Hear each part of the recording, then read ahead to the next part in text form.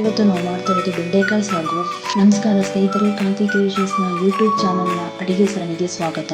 ಬೆಂಡೆಕಾಯಿ ಸಾಗು ಮಾಡಲು ಬೇಕಾಗುವ ಪದಾರ್ಥಗಳು: ಒಂದು ಬಟ್ಟಲು ಬೆಂಡೆಕಾಯಿ, ಒಂದು ಸ್ವಲ್ಪ ಈರುಳ್ಳಿ, ಒಂದು ಸ್ವಲ್ಪ ಟೊಮೊಟೊ, ಖಾರದ ಪುಡಿ 2 ಚಮಚ, ಉಪ್ಪು ರುಚಿಗೆ ತಕ್ಕಷ್ಟು, ಕಾಯಿ ಸ್ವಲ್ಪ, ಟೊಮೊಟೊ ಸ್ವಲ್ಪ, ಕೊತ್ತಂಬರಿ ಸ್ವಲ್ಪ, ಹುರುಗಡಲೆ ಸ್ವಲ್ಪ, ಒಗ್ಗರಣೆಗೆ ಸಾಸಿವೆ, ಒಣಮೆಣಸಿನಕಾಯಿ, ಈರುಳ್ಳಿ, ಕರಿಬೇವಿನ ಸೊಪ್ಪು.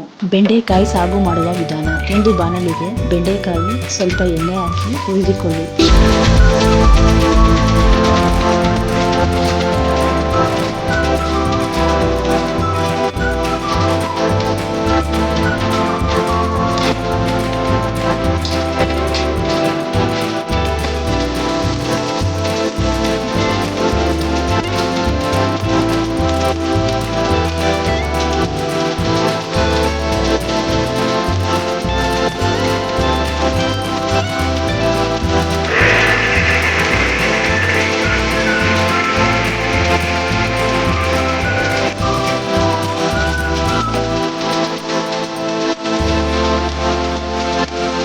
ನಂತರ ಒಂದು ಪಾತ್ರೆಗೆ ಸ್ವಲ್ಪ ಎಣ್ಣೆ, ಸಾಸಿವೆ, ಒಣಮೆಣಸಿನಕಾಯಿ, ಕರಿಬೇವಿನ ಸೊಪ್ಪು, ಈರುಳ್ಳಿ ಹಾಕಿಕೊಂಡು ಬಾಡಿಸಿಕೊಳ್ಳಿ.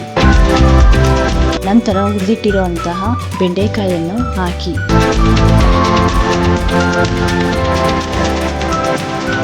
ಸ್ವಲ್ಪ ನೀರು ಹಾಕಿ, ರುಚಿಗೆ ತಕ್ಕಷ್ಟು ಉಪ್ಪು, 2 ಚಮಚ ಖಾರದ ಪುಡಿ,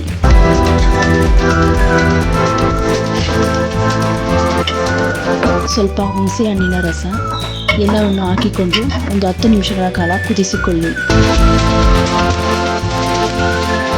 ಆನಂತರ ರುಬ್ಬಿಟ್ಟಿರುವಂತಹ ಮಸಾಲೆಯನ್ನು ಹಾಕಿಕೊಳ್ಳಿ.